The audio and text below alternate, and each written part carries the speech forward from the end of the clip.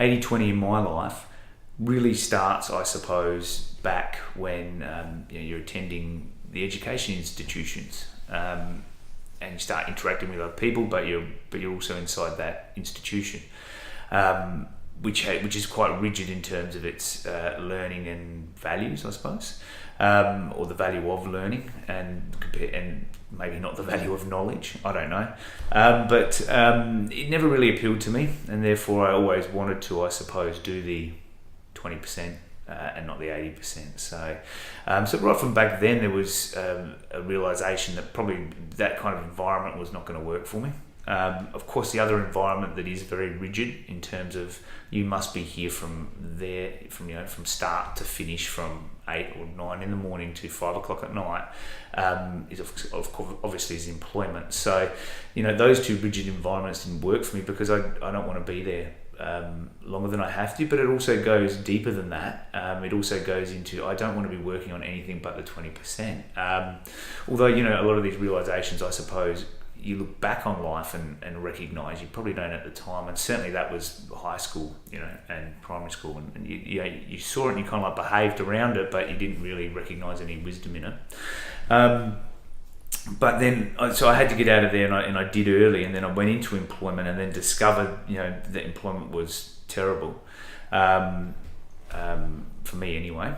Different environments, it was a very low-paying job. Obviously, I left school early, so it was great. If it was the conditions were probably too good, I probably wouldn't have turned into the individual that I am today. Maybe, well, definitely. But so I had that experience, and then decided to go to university, and certainly I saw the jump was very clear. I was very lucky to meet someone who showed me the jump, and how you could work 20% and get 80% recognition, I suppose you might as well say. So if you're going to university, people look at you and go, wow, that's fantastic, you're really using your time well, even though you're probably only doing 20% amount of what an employee would do. So that sounds good to me.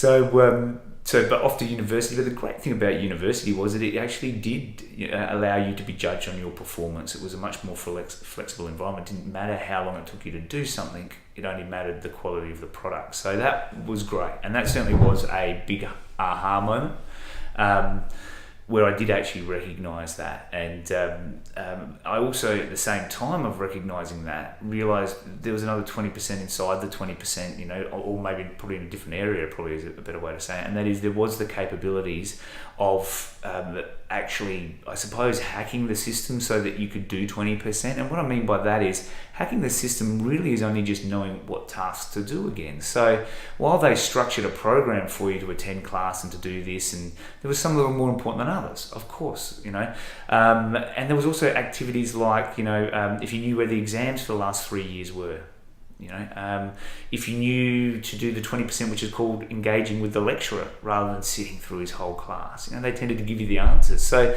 you could realise that, just engagement, that, going and meeting a lecturer, finding the last year's exams sometimes with answers, for God's sake.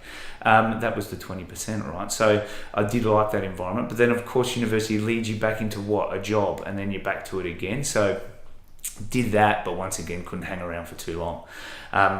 Good money, even getting up in the morning and paying, being on a basis where you couldn't control how much tax you pay. That was not a fantastic experience. How much more inefficient is that? Getting up every day and working for tax. And they don't do really good things with it anyway.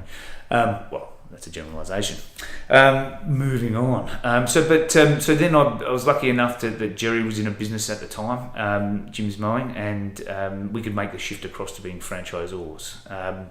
And as franchisors, you got to see, because of the size of the business, 130 franchisees, which is a lot, and probably 18,000 customers or more, I suppose, probably more. Existing underneath that, you got to see statistics, so even, for example, the conversion ratio is about 80%, right, to winning the job, about 20% conversion to regular initially.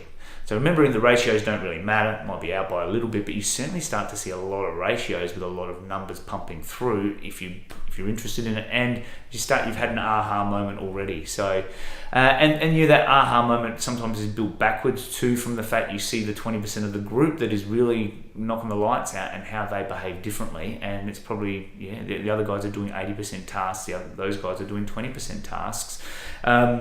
And they might be doing a lot more of them, a lot more 20% tasks. So, and moving out of their business, you know the saying, getting out of your business or moving out of your business, working on your business.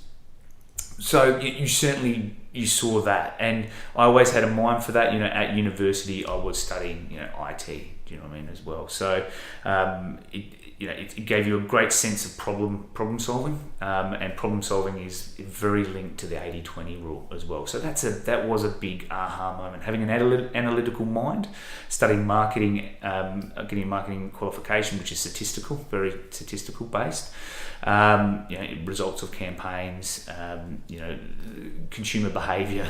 Funny, it really runs through consumer behaviour as well.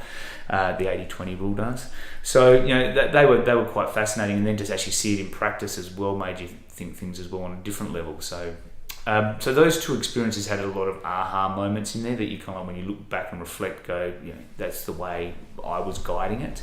But it was also, and I say that in terms of, I guided a pathway always back to something that was that I can control 80-20 with. I always guided it back to that.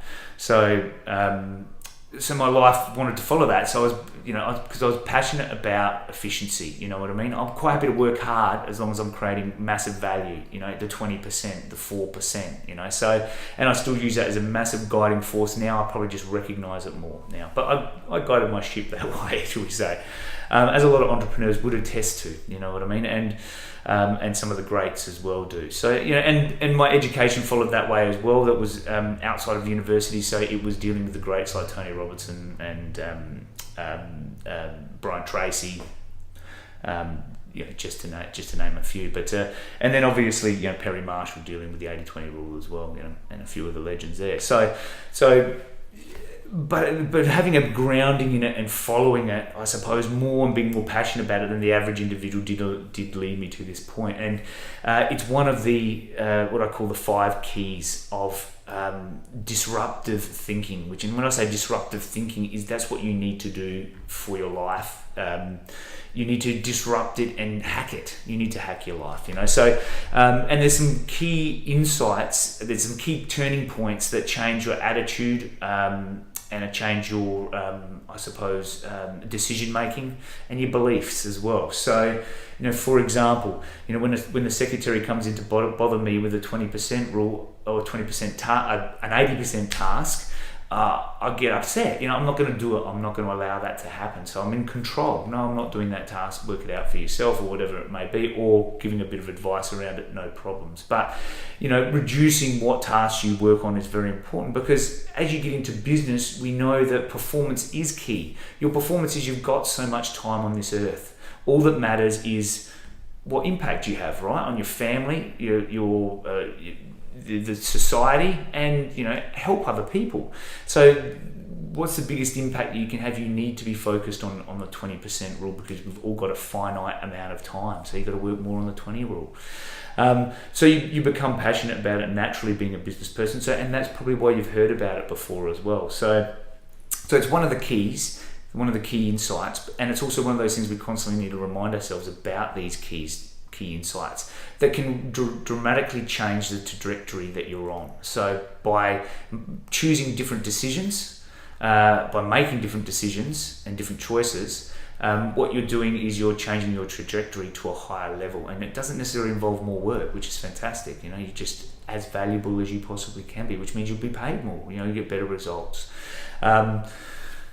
So I love knowledge, that provides that opportunity. No more hard work, no more work, or even actually probably less work, and becoming more efficient. So it's a results-driven thing. It's a factor of 1 in terms of labour. Once you have the knowledge, that's really the key. It's a factor of 1 in terms of knowledge. Once you know it, no more time needs to be spent on it. And what is the outcome? Every time you make a decision, it is incorporating some thought to one of the keys, the 80-20 rule. That changes your trajectory with no more effort, your direction.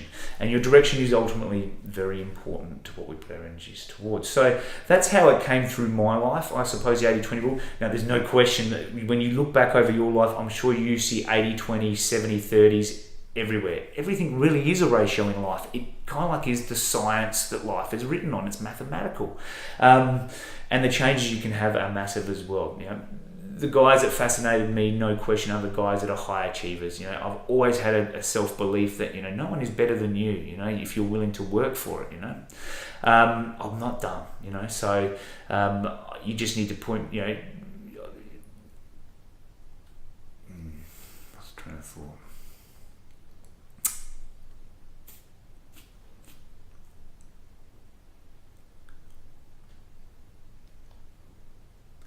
So when you're looking back through your life, you need to make similar